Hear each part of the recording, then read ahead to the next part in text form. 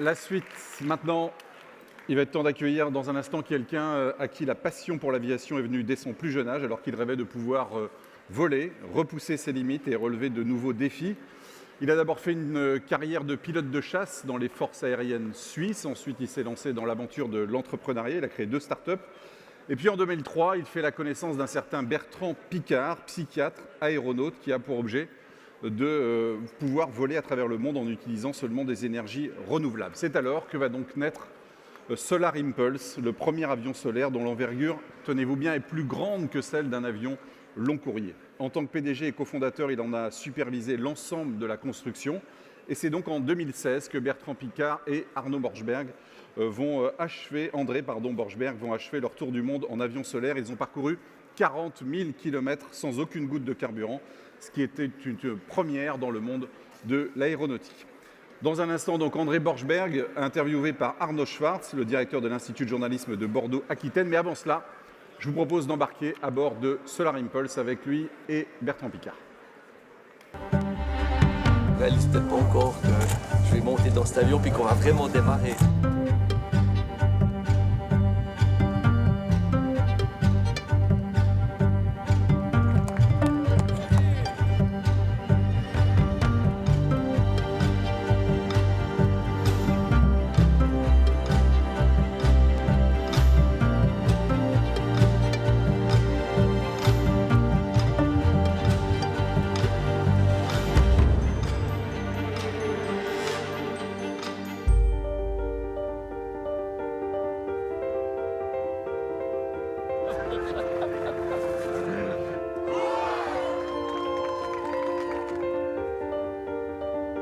On a eu une révolution industrielle, on a eu une révolution informatique. Aujourd'hui, on a la révolution des technologies propres, des clean tech.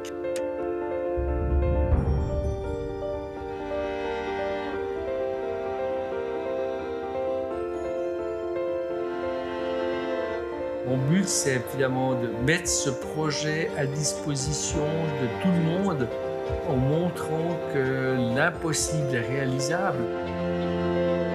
Nous fixons nos propres limites, ce n'est pas les autres qui le font, c'est nous qui les acceptons. Et je pense que ce projet peut être très utile pour faire comprendre ce message-là.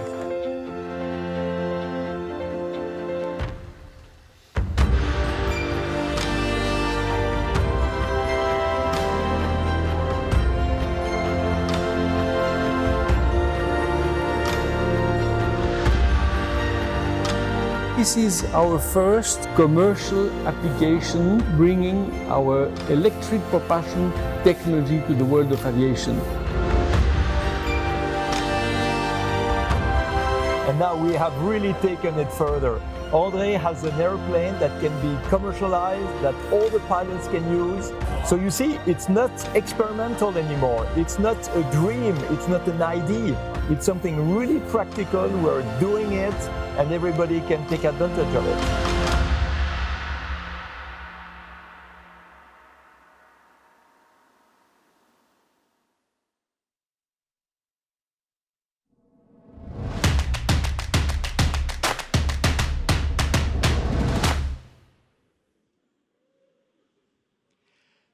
Bonjour à toutes et à tous. Merci infiniment de nous rejoindre aujourd'hui pour ce très beau rendez-vous avec André Borschberg. Bonjour André. Bonjour Arnaud. Que d'images qui sans doute vous rappellent énormément de souvenirs. Oui, absolument. Déjà, en retournant ce petit clip, il y a quelques semaines, c'est vrai que c'était de se replonger dans ces années 2015, 2016, puis en fait toutes les années antérieures où on a créé avec Bertrand ce projet, cet avion. C'était une expérience extraordinaire et comme vous l'avez entendu dans le clip, le but est aujourd'hui d'amener tout ce que l'on a développé finalement pour ce projet, pour faire ce tour du monde en avion électrique, sans carburant, d'amener cette technologie maintenant dans des applications commerciales. Donc c'est la transformation finalement de l'exploration dans des solutions qui permettent à nous tous finalement de nous déplacer dans le futur de manière propre, sans CO2. Mais alors André, il y a eu un avant et il y a eu un après Solar Impulse. Il n'y a pas si longtemps, quand on évoquait la question de l'aviation électrique, tout le monde imaginait que ça n'arriverait pas avant très très longtemps. Et puis là, on voit bien que c'est déjà possible, hein, puis avec les solutions mises en place par H55, alors sur de petits avions, mais à échéance de quelques années, on arrivera à se projeter très facilement sur une dizaine, voire une petite vingtaine de passagers. Les choses ont été très très vite. L'impulsion est venue de Bertrand et de vous, de Bertrand Piccard et de vous, à travers ce projet. Il n'est pas venu du monde politique. Qu'est-ce que ça vous inspire, ça, André ? Bon, je pense qu'une grande partie des découvertes se font dans le public de manière générale, hein. Ça peut être un inventeur, ça peut être une société, ça peut être un groupe, ça peut être une entreprise. Je pense que finalement, l'innovation est difficilement, comment est-ce que je pourrais dire, il est très difficile d'organiser cette innovation. Hein, elle vient d'esprit libre, en fait, d'une certaine manière, d'esprit motivé, de personnes qui ont envie de changer, envie d'entreprendre. Donc heureusement, en fait, hein, parce que ça donne une multitude de sources. Et quand on avait démarré, nous, et qu'on a présenté notre avion la première fois au Salon du Bourget, je crois que c'était 2011, finalement, les remarques, c'était plutôt de dire, tiens, c'est intéressant, mais ça n'a pas beaucoup de futur, quand on parlait à l'époque de propulsion électrique. Et c'est vrai, comme tu l'as dit, finalement, heureusement, la perception a changé, heureusement qu'on a fait beaucoup de choses. Alors, ce n'est que le début. Hein, je pense qu'il ne faut pas laisser le monde penser qu'on va voler propre dans les toutes prochaines années, mais je pense que si on ne commence pas aujourd'hui, justement, on ne sera jamais prêt pour 2050. Et alors, entre le tout début du projet, hein, il faut se remettre dans l'état d'esprit des années, du début des années 2000. Hein, donc, on est en 2003 avec cette étude de faisabilité à l'École Polytechnique Fédérale de Lausanne, dont vous êtes vous-même diplômé. Et puis, en 2015, eh bien, c'est le début du Tour du Monde. 2015, je le rappelle, c'est l'année de la COP 21.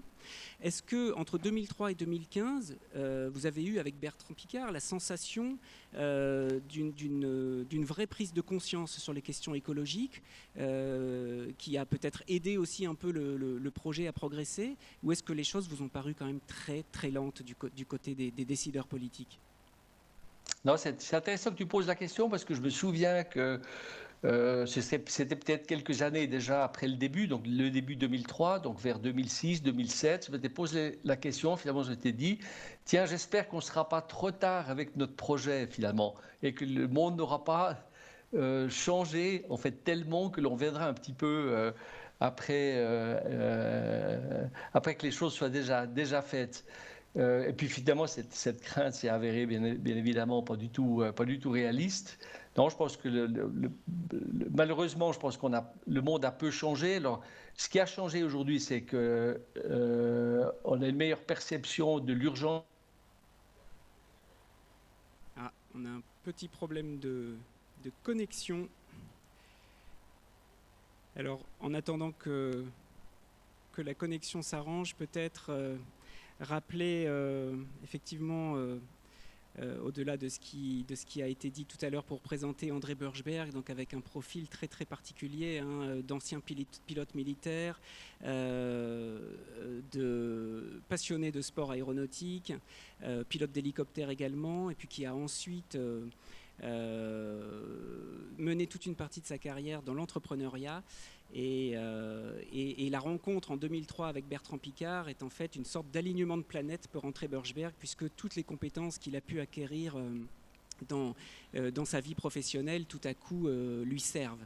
Et donc, chargé de cette étude de faisabilité en 2003 par l'École Polytechnique Fédérale de Lausanne, très très rapidement, il va s'imposer aux côtés de Bertrand Piccard pour prendre le leadership en fait, hein, de ce projet et très rapidement devenir le co-auteur quasiment, hein, de cette aventure avec Bertrand Piccard, tous les deux pilotes bien évidemment. Donc ils ont réalisé ensemble ce tour du monde où vous avez sans doute gardé en tête des images.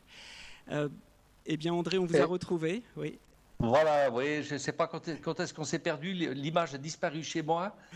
Alors nous, mais on a eu une belle image fixe, mais ça doit te rappeler les problèmes de communication pendant le tour du monde. Mais tu vois, les communications finissent toujours par se rétablir. Une question justement sur la manière dont on gère une activité comme celle-là. Pendant la petite coupure, j'expliquais au public qui est là devant nous et puis à distance devant les ordinateurs que ça avait été vraiment une aventure commune avec Bertrand Piccard et que vous étiez devenus tous les deux voilà, les principaux acteurs évidemment de ce projet parce que vous avez tous les deux piloté, mais aussi parce que vous vous êtes répartis les rôles au sein de Solar Impulse, Bertrand allant plutôt chercher les financements et vous, André, plutôt la réalisation de l'avion elle-même avec le pilotage, si je puis dire, d'une équipe d'ingénieurs ultra pointus. Comment est-ce qu'on partage le pouvoir dans une aventure comme celle-là? Ça ne doit pas être évident quand même. Alors c'est vrai qu'on a fonctionné un petit peu comme un couple, hein, qu'on se méprenne pas parce qu'on est les deux mariés avec nos familles, nos enfants. Mais je dirais dans le fonctionnement, lui amenait l'argent dans le ménage et moi je le dépensais en fait, simplement dit. Bon, c'était une expérience extraordinaire parce que je pense très rapidement on a compris que on fonctionnait beaucoup mieux quand on était ensemble. Que quand on fonctionnait séparément, je dirais séparément dans l'absolu, hein, pas au quotidien, mais que finalement c'était la juxtaposition de nos deux visions du monde qui permettait de développer des bonnes solutions. Et c'est intéressant parce que quand on se voyait finalement sur un certain nombre de questions, c'était pas non plus très très fréquent parce que chacun justement avait son dicaster. En fait, on n'était jamais d'accord ou on venait pas de la même direction. Et puis on avait compris que c'était important de ne pas essayer de convaincre l'autre, mais plutôt de l'écouter, puis de voir finalement comment son idée, alors dans mon cas, comment l'idée de Bertrand pouvait peut-être modifier la mienne, l'améliorer. Et finalement, je pense que chaque fois on est arrivé à une troisième solution. Donc on a l'impression que c'était plutôt le 1 + 1 = 3, donc chacun de nous plus nous deux ensemble. Hein. Donc ça, c'était très important. Mais comme tu dis, de l'autre côté, on était seuls dans l'avion. Donc chacun voulait aussi faire un certain nombre de vols, voulait faire un certain nombre de choses. Donc on avait aussi une certaine compétition. Donc il y a des moments où ça n'a pas été facile. Mais on a trouvé aussi la forme de prendre le temps de discuter, de s'asseoir peut-être séparément et puis que chacun exprime un petit peu sa frustration de la situation. Donc on a appris à s'écouter et puis finalement on a appris, comme chaque couple devrait faire, à communiquer. Et donc aujourd'hui on est restés d'excellents amis, donc ça réussit. Mais je pense que c'est vraiment un des partenariats, moi, qui m'a le plus étonné dans la manière dont on a pu créer justement de la valeur en fait, hein, en faisant travailler les deux personnes l'une avec l'autre et pas l'une contre l'autre. C'est ça exactement. Alors à la lecture de votre livre commun, votre livre à 2 voix, hein, qui est paru en 2017 à l'issue du Tour du Monde et qui s'appelle Objectif Soleil, vous avez eu ensemble l'intelligence de ce récit qui, sans fausse pudeur, avec beaucoup de sincérité, pouvait revenir sur ces épisodes où vous pouviez à l'occasion ne pas être d'accord et puis d'exposer aussi les manières dont vous aviez pu dépasser finalement ces blocages. C'est vraiment très très intéressant et je me dis que ça ne peut arriver que dans des circonstances comme celle-là, c'est-à-dire tout le monde est tendu vers un objectif, vers un rêve commun qui était de faire ce qui n'avait jamais été fait, c'est-à-dire le tour du monde avec un avion et sans dépenser une seule goutte de pétrole. Mais il a fallu effectivement apprendre à travailler ensemble avec des logiques qui n'étaient pas du tout les mêmes. C'est ça, collaborer intelligemment, partager le pouvoir intelligemment. En fait, c'est d'abord apprendre à s'écouter et ensuite voir ce que l'un peut apporter à l'autre. Est-ce que c'est à la portée de tout le monde ? Je pense que la première chose, c'est de partager la même vision et de sentir que cette vision est la bonne. Pour nous, c'était assez clair, je pense qu'elle était assez simple d'une certaine manière, c'était difficile à atteindre, mais simple dans sa description. Et ça, c'est le premier élément. Et aujourd'hui, finalement, tant qu'on n'est pas d'accord sur une vision commune forte, auquel on veut s'attacher et qu'on veut voir se réaliser, qu'on veut réaliser finalement soi-même aussi, c'est difficile. Donc je pense que ça a été le point de départ. Alors de notre cas, c'est rajouter aussi peut-être le côté passionnel. Donc pour nous, c'était important personnellement, pas seulement de le faire, mais comme projet, finalement, je pense que autant Bertrand que moi, ça vient de l'intérieur. Donc finalement, c'est vrai qu'une vision, il faut commencer à la vivre, il faut l'intégrer fondamentalement, personnellement, et c'est ça qui permet de se dépasser à un moment donné. Finalement, on ne se dépasse pas, peut-être pour l'extérieur, on donne l'impression qu'on se dépasse, mais on ne réalise que ce que l'on veut faire. Et je pense que ça, c'était une étape qui était très importante. Et puis, bien évidemment, chez nous, elle s'est imposée tout de suite. Alors André, vous êtes aujourd'hui, en plus des activités qui sont les vôtres au sein de H55, un conférencier demandé dans le monde entier. Qui vous demande plutôt des entrepreneurs, plutôt le monde de l'entreprise, ou est-ce qu'il vous arrive aussi d'être sollicité par du personnel politique, des hommes et des femmes politiques ? Alors je pense plutôt le monde de l'entreprise. En fait, pour des raisons relativement simples, c'est que ma fonction, mon rôle a été aussi beaucoup celle en fait, du dirigeant, avec la responsabilité de justement transformer cette vision en réalité. Donc vraiment trouver les bonnes personnes, les mettre ensemble, les motiver, leur donner une raison en fait, de s'investir au-delà, presque un peu au-delà du normal. Donc leur donner la possibilité de se réaliser eux-mêmes. Donc c'est vraiment, je dirais, dans le monde de l'entreprise que l'on a ces défis et que c'est le genre de choses que l'on cherche à réaliser.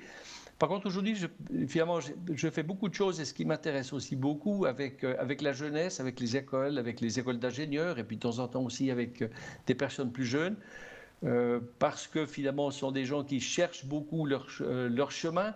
Aujourd'hui, on a un monde qui est pourvu d'opportunités extraordinaires, mais le choix est tel, en fait, et les possibilités sont telles que je pense pour beaucoup de personnes, trouver ce chemin, c'est difficile. Donc, j'aime beaucoup aussi passer du temps avec toute cette partie du monde.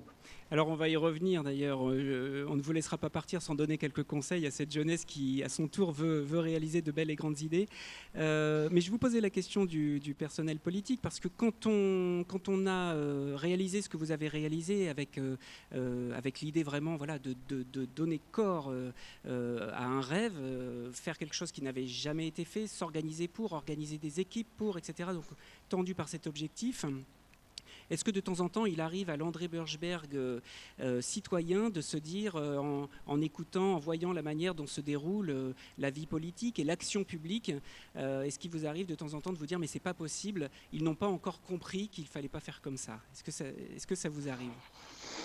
Moi, je pense que le monde politique a peut-être un fonctionnement à lui, de par la manière dont il est organisé. On est une démocratie, donc les politiques sont élus. Et pour être élu aujourd'hui, il faut satisfaire un certain nombre de choses par rapport à ces électeurs existants ou futurs. Donc ça change un petit peu là-dedans. Je pense que c'est difficile d'être visionnaire. Mais une chose qui m'interpelle finalement dans cette question, Arnaud, c'est que je pense que les pays ont peu évolué depuis 10-15 ans dans les mesures que ceux-ci ont pris. Si on prend la question du climat, je pense qu'on fait un pas en avant, un pas en arrière, un pas à droite, un pas à gauche, mais on n'avance pas beaucoup. Par contre, ce qui est intéressant, c'est qu'au niveau des villes, certaines grandes agglomérations, peut-être plutôt les moins importantes ou pas les mégapoles, finalement ont été capables de mieux s'organiser. Donc le fait d'être proche finalement de l'un de l'autre, c'est peut-être plus facile justement de partager une vision, puis ça touche finalement les gens aussi de manière très, très pragmatique. Donc c'est peut-être par là que finalement la transformation pourra se faire. Pour l'instant, j'ai peu d'espoir dans le monde politique au niveau global, parce qu'on a toujours l'impression qu'il faut trouver une solution mondiale, ce qui est juste. Mais si on attend que tout le monde soit d'accord, on sera en 2050 et on n'a encore rien fait. Donc l'aspect local, pour moi, c'est un chemin important. Parce que finalement, justement, c'est là où on peut ensemble développer une vision, les chemins pour y aboutir, et on comprend finalement peut-être certains sacrifices qu'il faut être faits ou abandonner certaines choses que l'on fait, que l'on a aujourd'hui, justement pour pouvoir transformer cette société. Alors, quand on aborde la question du pouvoir, c'est pour ça qu'il nous avait paru intéressant de vous accueillir dans ces 3 journées qui sont consacrées à la question que peut le politique, et on s'était dit, tiens, c'est intéressant aussi d'aller voir quelqu'un qui n'est pas un politique et de lui poser la question du pouvoir. Alors vous avez eu à exercer bien évidemment à travers votre parcours des positions de pouvoir plutôt dans le secteur des entreprises innovantes, mais quand on parle de pouvoir, en fait, on confond éventuellement plusieurs choses. À côté du pouvoir, il y a des notions comme l'autorité, il y a des notions comme le leadership, il y a des notions comme la responsabilité. Parmi ces mots, lequel vous semble le plus intéressant et quel celui qui finalement a guidé votre action ? Je pense que c'est d'abord peut-être cette notion de guide. Alors tu utilises le mot leadership, guide. Finalement, il faut quelqu'un pour faire en sorte qu'une équipe se dirige dans une certaine direction, et ça nécessite des moyens financiers, donc il faut les organiser. Donc c'est plusieurs choses finalement qui font ce leadership. C'est certainement la vision, mais cette vision après elle doit être aussi partagée par tout le monde. Donc c'est peut-être la faire accepter, mais c'est pas une notion pour moi qui est du haut vers le bas. Les équipes aujourd'hui dans les entreprises, elles sont beaucoup moins hiérarchiques, ou certainement moins hiérarchiques qu'elles étaient dans le passé. Alors bien évidemment, chacun a une responsabilité, puis il y a des gens qui doivent décider sur un certain nombre de choses, donc il faut leur laisser cette possibilité-là, mais finalement c'est quand même un groupe qui doit avancer, qui doit arriver. Donc cette notion, je pense certainement pas tant au niveau de l'autorité, c'est pas sur cette dimension-là que ça se joue, mais plutôt d'un côté l'inspiration, et puis de l'autre donner la possibilité à chacun de se réaliser. Donner la possibilité à chaque membre de l'équipe de trouver un rôle, une manière de fonctionner, une manière de vivre qui lui satisfait. Et je pense que quand on arrive finalement, et c'est pas toujours facile bien évidemment de le faire pour chacun, mais quand on arrive à ce niveau-là, on transcende les choses. On n'est plus dans une réalisation quotidienne, mais vraiment on transcende, on passe au-dessus des obstacles. Quand on essaie de les comprendre, de les contourner. Ces obstacles donnent de l'énergie au lieu d'en prendre. Donc on développe une attitude en fait complètement différente. Donc je pense que le rôle du chef d'entreprise, c'est celui-là finalement, c'est de créer tout cet état d'esprit, de créer ce niveau d'énergie et de le maintenir dans l'entreprise. Oui, c'est intéressant parce que j'allais vous poser la question de la place de l'ego. Alors évidemment, quand on veut arriver à des objectifs, quand on veut occuper une place singulière dans une aventure collective qui peut être celle de l'entreprise, qui peut aussi être pour les plus jeunes d'entre nous celle des études, du lycée, etc. Il y a la question de l'ego, naturellement, ne pas disparaître dans la masse, ne pas s'oublier derrière l'objectif commun. Et en fait, ce que vous proposez, c'est au contraire que chacun trouve sa place singulière dans l'objectif commun. Oui, mais l'ego n'est pas, je dirais, n'est pas un mal en soi. Au contraire, je pense qu'un peu d'ego, c'est nécessaire. Il y a un côté très stimulant. C'est vrai quand cette partie, cette dimension-là domine complètement l'action d'une personne, ça devient négatif. Donc c'est de la mettre finalement en équilibre avec je dirais, le reste des actions que la personne doit pouvoir entreprendre. Alors, chacun dans sa vie en fait l'expérience, bien évidemment, que ce soit dans sa famille, dans ses études, dans ses activités sportives, dans le travail, bien sûr, et dans l'entreprise. Chacun peut rencontre d'ailleurs des situations de conflit à un moment ou à un autre. On se l'est dit tout à l'heure, ça vous est aussi arrivé avec Bertrand pendant cette aventure. Et chacun a ses raisons et chacun veut avoir raison. Avez-vous quelques conseils simples, au-delà de ce que vous avez déjà exprimé tout à l'heure, à donner pour sortir de ces situations sur lesquelles on peut parfois rester bloqué en vain et très longtemps? Je pense que la première, c'est l'écoute. En général, on a tendance à vouloir exprimer son point de vue et de se concentrer finalement sur sa vision du monde.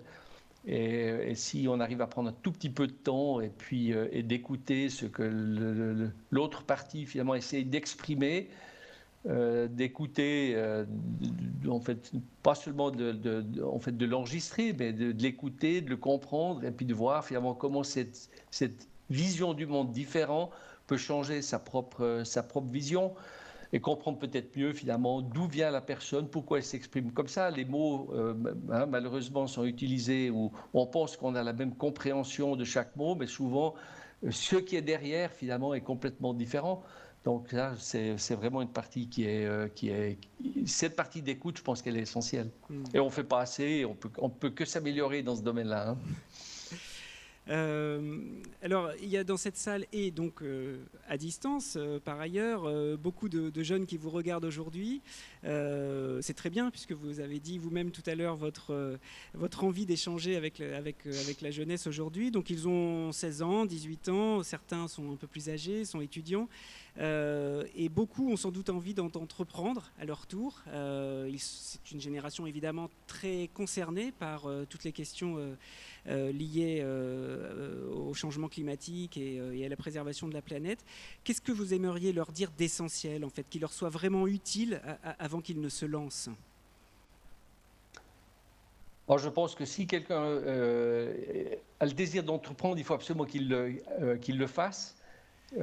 C'est important aussi de savoir finalement que dans le chemin que l'on choisit, il sera certainement parcouru d'obstacles, de difficultés, mais que finalement ces difficultés-là, elles sont là plutôt pour nous aider à nous réorienter et que le chemin ou la voie que l'on a choisi n'est peut-être pas nécessairement la bonne, nécessairement pas la plus facile. Et d'essayer de voir finalement ces obstacles, ces défis, ces difficultés comme une opportunité. Alors c'est toujours facile à dire, mais c'est vrai que nous on l'a expérimenté de nombreuses fois. On a eu chez Solar de grandes difficultés à certains moments. Mais finalement, chaque fois, ça nous a donné la possibilité de faire quelque chose de différent, de différemment, de nouveau. Et finalement, chaque fois, on a eu l'impression que le chemin ensuite était facilité. Donc, vraiment de garder son énergie, puis de se dire, tiens, ça fait partie du chemin que j'ai choisi, c'est comme ça que je vais apprendre aussi. Et je vais en ressortir grandi, avec peut-être encore de meilleurs outils pour pouvoir continuer et puis aller vers le chemin ou sur le chemin que j'ai choisi. Oui, alors c'est vrai que Solar Impulse, on va en reparler, dans son processus a connu des moments de vrai stress, y compris au moment de la fabrication de l'avion. Avant cela, Bertrand Piccard, lors de ses tentatives de tour du monde en ballon, avec Brian Jones, a connu 2 échecs avant la tentative de la réussite. Le deuxième envol s'était même terminé par une sorte d'humiliation, puisqu'il avait dû se poser vraiment quelques dizaines d'heures après être parti, avec un amérissage en mer Méditerranée. Et lui-même disait, donc il avait été la risée des médias à l'époque, et lui-même disait, celui qui réussit, c'est celui qui tente une fois de plus que les autres. Je pense que c'est un principe dont vous avez partagé la philosophie et qui vous a aidé au moment de Solar Impulse. Je me rappelle très bien à l'époque cet épisode assez critique, lorsque le fuselage, je crois, ou la partie du fuselage qui permettait aux ailes de tenir, devait subir une série de tests, et puis avec des poids, c'est un exercice très physique, et puis la structure en carbone s'était cassée, avait explosé dans le hangar, et là l'équipe était vraiment très très abattue. Comment on remonte d'un échec comme celui-là, et surtout, soit c'est une chose, mais comment est-ce qu'on remonte l'énergie d'une équipe dans ces conditions? Bon, dans le cas spécifique, effectivement, comme tu l'expliquais, on testait une partie essentielle de l'avion qui aurait dû tenir, bien évidemment, et elle n'a pas résisté aux charges, donc a littéralement finalement explosé lors de ce test-là. Donc, ça a été un choc extraordinairement violent pour tout le monde, psychologiquement vraiment difficile, quoi, financièrement et psychologiquement. Et c'était intéressant au début, je me suis dit, tiens, il fallait à peu près une année pour reconstruire cette pièce, mais je m'étais dit, bon, ben, on a perdu une année, comment est-ce qu'on va faire? Et puis très vite, finalement, j'ai commencé à changer d'optique. Je me suis dit, tiens, on a une année de plus à disposition jusqu'à ce qu'on puisse entreprendre le tour du monde pour reconstruire cette pièce. Comment est-ce qu'on peut l'utiliser cette année? Et très vite, on a décidé d'amener le premier avion qui volait déjà. On en a fait 2, hein, le deuxième faisant le tour du monde. Donc le premier volait déjà. On a décidé de l'amener aux États-Unis, faire la traversée des États-Unis. Et ça nous a donné en fait un nombre d'avantages extraordinaires. De la visibilité, bien évidemment. Si vous n'êtes pas chez les Américains, vous n'existez pas pour eux. 2, on avait pu avoir Google comme partenaire. Et quand on a fait le tour du monde, Google communiquait sur le projet, ce qui était extraordinaire. Et qu'on n'aurait pas eu sans ce voyage aux États-Unis. Et 3, je pense que ça nous a donné l'expérience qu'il nous fallait encore développer pour vraiment faire ce tour du monde. Donc en fait, d'un accident qui mettait en péril le projet, ça nous a donné la possibilité de faire ce qui était encore nécessaire, de recevoir les moyens financiers par le partenariat avec Google pour pouvoir continuer. Donc finalement, d'une situation extraordinairement difficile où on pensait perdre le projet, on est ressorti grandi et dans une meilleure position finalement pour démarrer ce tour du monde. Donc pour moi, l'important, c'était pas de se focaliser finalement sur le problème à ce moment-là en disant bon, maintenant tiens, si on le résout, voyons ce qu'on va faire, et puis finalement d'avoir une énergie très négative par rapport à ça, mais justement plutôt de s'ouvrir puis de se dire tiens, qu'est-ce qu'il y a de nouveau là-dedans, qu'est-ce que ça m'amène, qu'est-ce que je peux en faire, comment est-ce que je peux tourner finalement cette situation presque dramatique en quelque chose de beaucoup plus utile. Et on voit que voilà, de tout échec, on peut faire une réussite, puisque le Tour du Monde, alors on n'a pas le temps d'en parler aujourd'hui, mais a aussi connu son lot de mésaventures, mais s'est terminé de manière exceptionnelle. André, il nous reste à peu près 30 secondes. Juste pour terminer, vous êtes aujourd'hui à la tête de H55 qui développe des solutions d'électrification pour la motorisation des avions. Est-ce que vous pouvez nous dessiner comme ça en moins d'une minute le paysage de l'aviation électrique d'ici une dizaine d'années? Alors avec la propulsion électrique qui est beaucoup plus efficiente, ne fait pas de CO2, ou en principe si elle n'est pas hybride, mais peut-être moins de CO2 au départ, ça nous permet de construire des avions finalement différents. Donc le but, c'est pas seulement de remplacer le moteur à combustion par un moteur électrique, mais c'est de développer une nouvelle forme de mobilité. Je pense que dans 10 ans, vous allez voir les premiers avions de transport régionaux qui seront conçus sur la base finalement de ces technologies électriques, qui seront donc moins bruyants, qui seront moins polluants, qui seront peut-être plus petits que ceux qu'on a aujourd'hui parce qu'ils seront économiquement aussi plus intéressants. Donc le coût de transport sera plus bas. Donc cette première étape peut être réalisée dans ce chemin-là.